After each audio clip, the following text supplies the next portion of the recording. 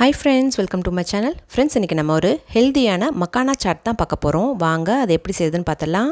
மக்கானாவை வச்சு நம்ம ஸ்வீட்ஸ் மட்டும் இல்லை, இந்த மாதிரி சாட் வெரைட்டியும் பண்ணோம் அப்படின்னா ரொம்ப ஹெல்தியாக இருக்கும். குழந்தைங்களும் ரொம்ப விருப்பப்பட்டு சாப்பிடுவாங்க. ஒரு சூடான கடாயில் 2 கப் அளவுக்கு மக்கானா எடுத்துகிட்டு நம்ம ஒரு மீடியம் ஃப்ளேம்லேயே நல்லா ரோஸ்ட் ஆகிற வரைக்கும் நம்ம ஃப்ரை பண்ணி எடுத்துக்கலாம். இது ஒரு பவுலில் சேர்த்துட்டு பொடியாக கட் பண்ண வெங்காயம் சேர்த்துக்கலாம். இது கூடயே பொடியாக கட் பண்ண வெள்ளரிக்காய் சேர்த்துக்கலாம். இதில் பொடியாக கட் பண்ண தக்காளி சேர்த்துடலாம். இது கூடயே துருவி வச்ச கேரட் துருவல் சேர்த்துக்கலாம். இதை நீங்கள் பொடியாகவும் கட் பண்ணி சேர்த்துடலாம். உங்களுக்கு மாங்காய் கிடச்சிதுன்னா அதை கூட நீங்கள் துருவியோ இல்லை கட் பண்ணியோ சேர்த்துடலாம்.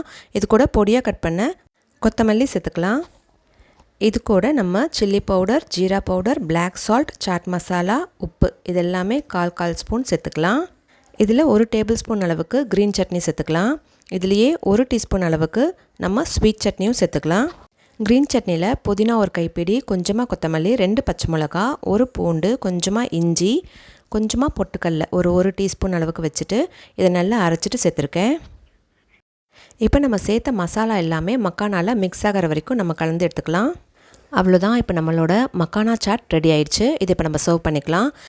இது மேலே கொஞ்சமாக ஓமப்பொடி சேர்த்துக்கலாம். இதில் கொஞ்சமாக கொத்தமல்லி, கொஞ்சமாக வெங்காயம், கேரட் துருவல் இதெல்லாமே சேர்த்துட்டு நம்ம சர்வ் பண்ணோம் அப்படின்னா ரொம்ப டேஸ்டியான மக்கானா சாட் ரெடி ஆயிடுச்சு.